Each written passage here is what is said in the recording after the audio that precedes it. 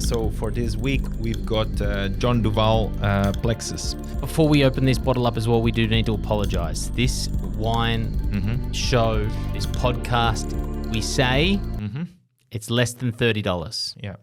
Now, on special, sometimes you can get this bottle of wine under $30. But Carlos was excited to try this wine. I said to him, mate, it's $35.99 where we bought it. And he said, oh. And he just sounded, he made puppy dog eyes at me. Yeah, we have to, yes. But what if it's really good? And we have seen it on special less than 30. It's not a justification. It's an apology. We maybe you're not drinking alongside this, and maybe we have to put, not only is this in our top 3, but is it worth the extra $6? Yeah. That's what we're going to answer at the end. But in the meantime, I'm going to crack this bottle of wine. I think that's a good idea. I think it's. I think listeners will love it. I think it's a wine very much made for the Australian market, and you would sell this in a restaurant a lot more expensive than that. And it's a wine that can age for a very long time. So I think it's worth it. But that's what we're going to see. You haven't tasted it yet. That's though, right? it. That's it. But you know of John's work, and obviously if he's the one who's the chief Penfolds winemaker, aka was making Grange. Yeah. He knows what he's doing. Exactly right. All right, let's have a look at appearance. It's much darker than I expected. Carlos is trying to look for a lighter point of reference instead of the studio lights here. Yeah, I mean, if you, it seems quite deep. I cannot see the rim. I cannot see the rim of the glass.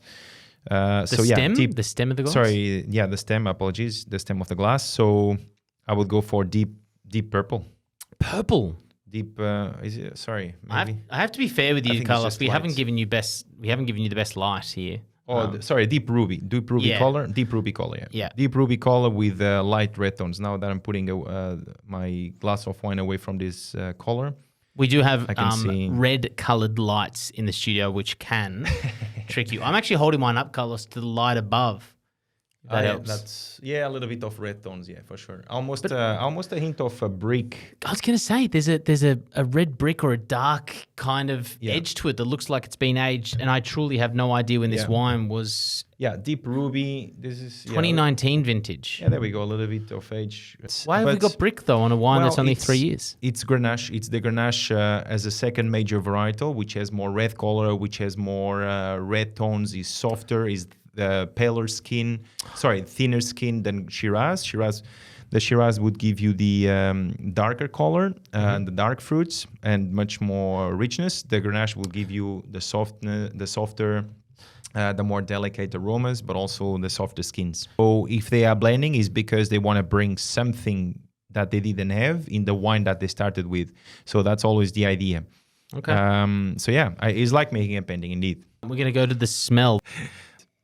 I think that's interesting. I think even straight from even before smelling, and again my light is a little bit strange, but I can see some staining on the tears, which again that may be the Shiraz quite extracted, can indicate some ripeness in that as well, because the Grenache alone would not really give this red staining in the glass because it is a paler skin.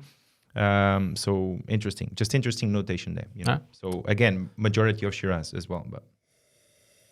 As I take a big, deep, it's actually really, really nice aroma, right? Yeah, it's got a bit of a bouquet to it, and by that I mean there's multiple things on the nose to dissect here.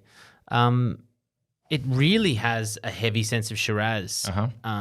Thinking back to a wine that I've drank a lot, we've had on the podcast, the Henley Farm. It doesn't have the power of that, but it certainly has that.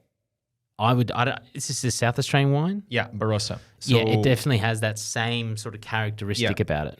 I feel like this one is not as maybe strong aromatically or straightforward fruit punch that the other Shiraz had in Le Farm, but this one I feel more layers. It feels more like almost cabinets with layers of flavors kind of thing. So it's one box with ripe fruit, is another box with dried flower, is another box with spices, is another box with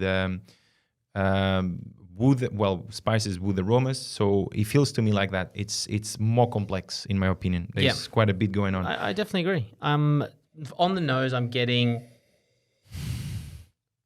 Dark fruits, I mean, really hard to go past. I know there is red tones in this, and I know that Grenache is lighter than Shiraz, so there is that sort of lighter edge, but I just feel like the Shiraz really dominates the nose for me. I'm just not, I'm not getting any red fruits. I don't smell strawberry. I don't smell cherry. Are you? No, not really. Not exactly. I mean, I try to find them because I know there's the Grenache. Yeah. But for me is ripe, concentrated, like black fruit. Yeah. Black currant, black plum, dark plum, dark cherry. Yeah, that's what I'm getting. Which is really ripe. It's like almost compoted as well. And then dried flower, dried violets.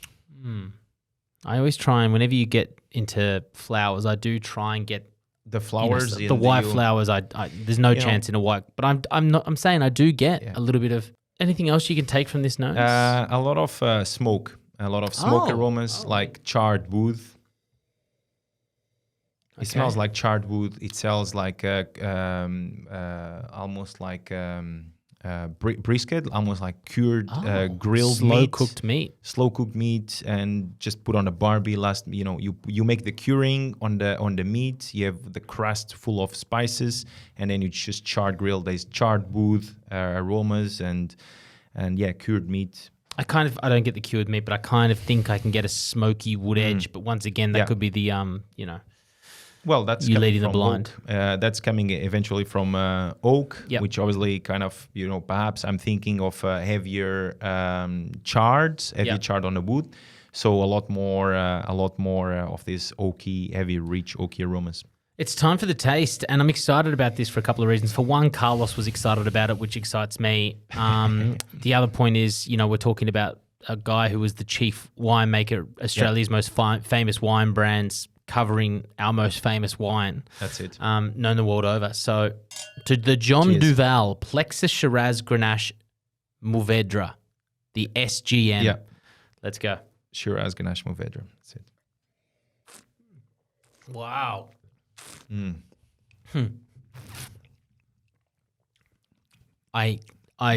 enjoy it? Wow, it's high acid. I said a adjective while with a full mouthful of wine. It's there's a lot to take in here. Wow. I think on the palate, red fruit is more perceptible than it was on the nose. Oh. I think the palate is more of red fruit. It feels more red fruit. It feels lighter, fresher red fruit than it was on the nose. On the nose is like dark fruit and heavy, concentrated, a lot more of the blackberry, black jammed, again, dark berries. While on the palate, it feels a little bit fresher. I feel more the strawberry on the palate than on the nose. So on the palate, I think is more elegant than it was on the nose. Okay. But still, there's a lot to go. A lot going on there, yeah. Well, the way that we do this podcast and structure it is I am a guy who's trying to learn about wine. I'm sitting across from a master of wine, a master sommelier. Carlos, take me through and let's see how I go. Let's do, sweetness, obviously dry. Dry, but... I got a mouthful of wine. It's a dry wine.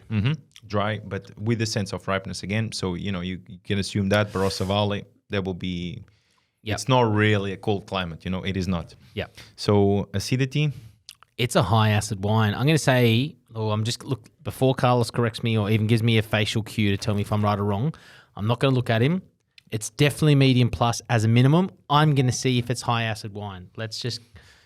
I would go for medium plus. I mean, I don't think it's high acid as Nebbiolo. Nebbiolo. Yep. I would have come to the conclusion of high acid. Yeah. So I mean medium plus acid. Medium plus is good. Yeah. Yep. I would have stayed there. That's good. That's good. Something else is coming to me, which we're about to get to. Just think of Grenache. It's naturally a grape that will give low alcohol wines, but very alcoholic, very warm. Which is, I think we should tackle the alcohol now.